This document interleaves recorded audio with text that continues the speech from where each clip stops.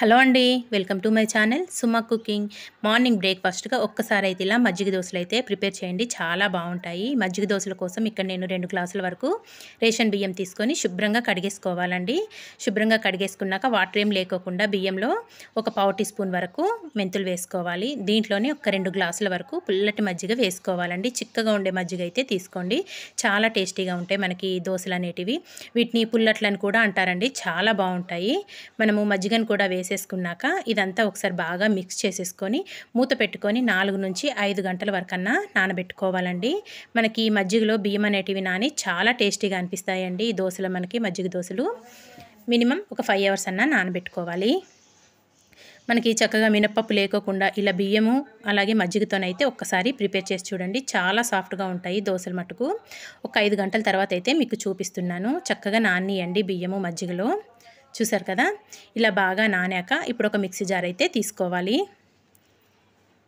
మనం ఈ దోశల్లో పచ్చిమిర్చి వేసి గ్రైండ్ చేసుకుంటామండి. పుల్ల పుల్లగా కారం కారంగా చాలా బాగుంటాయి. మజ్జిగలో నానబెట్టుకున్నాం కాబట్టి ఆ పుల్లదానానికి కొంచెం స్పైసీ తగిలితే ఈ దోశలు అనేటివి చాలా టేస్టీగా ఉంటాయి.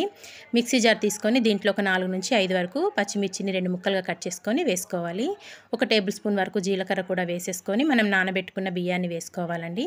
తర్వాత మనం నానబెట్టుకున్న మజ్జిగ ఉంది కదండి, బియ్యం నానబెట్టుకున్న మజ్జిగ, అది కూడా కొద్దిగా వేసుకుంటూ మెత్తగా గ్రైండ్ చేసేసుకోవాలి.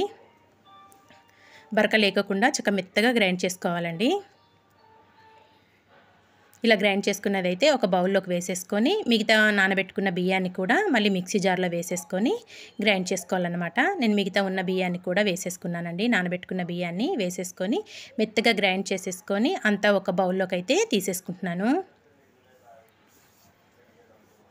ఇలా తీసేసుకున్నాక ఇప్పుడు దీంట్లో రుచికి సరిపడినంత సాల్ట్ వేసుకోవాలి. ఇదంతా మళ్ళీ ఒకసారి బాగా కలిపేసుకుందామండి.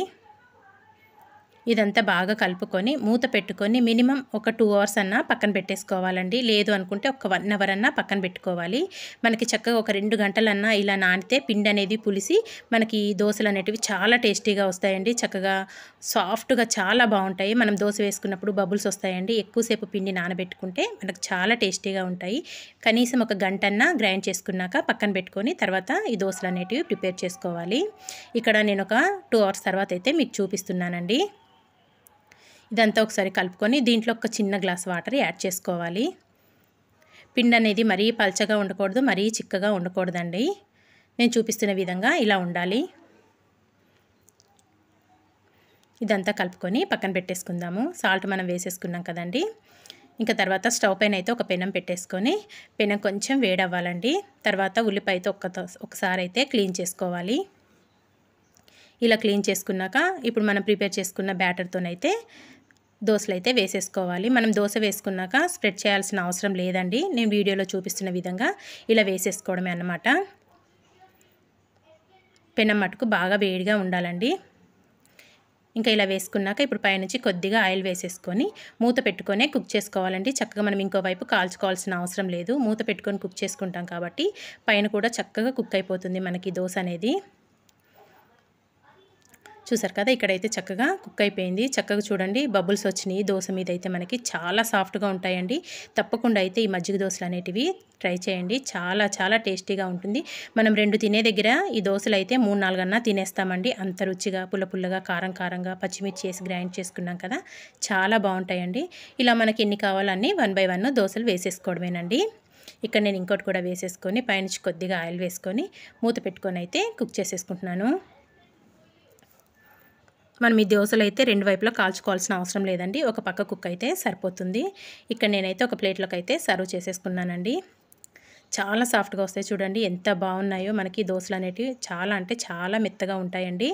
ఎక్కువ ఐటమ్స్ కూడా అవసరం లేదు. మనకు ఓన్లీ మజ్జిగ బియ్యం కొద్దిగా మెంతులు వేసుకొని గ్రైండ్ చేసుకున్నాం కదండి, చాలా బాగుంటాయి. ఇక్కడ నేను పల్లీల పచ్చడితోనైతే సర్వ్ చేసేస్తున్నానండి. చాలా టేస్టీగా ఉండే మజ్జిగ దోశలు అయితే ప్రిపేర్ చేసేసుకున్నాం కదా. తప్పకుండా మీరు కూడా ట్రై చేసి మీకు ఎలా వచ్చిందో నాకు కామెంట్ చేయండి. ఇలాంటి మంచి వీడియోస్ కోసం అయితే వెంటనే నా ఛానల్ని అయితే సబ్స్క్రైబ్ చేసుకోండి. వీడియో నచ్చింది అనుకుంటే మీ ఫ్రెండ్స్కి రిలేటివ్స్కి షేర్ చేయండి ఫ్రెండ్స్. చూడండి ఎంత సాఫ్ట్గా వచ్చిందో దోశ అనేది, చాలా బాగుంటుందండి. తప్పకుండా అయితే మీరు ట్రై చేసేయండి friends. Thank you for watching అండి. Bye bye.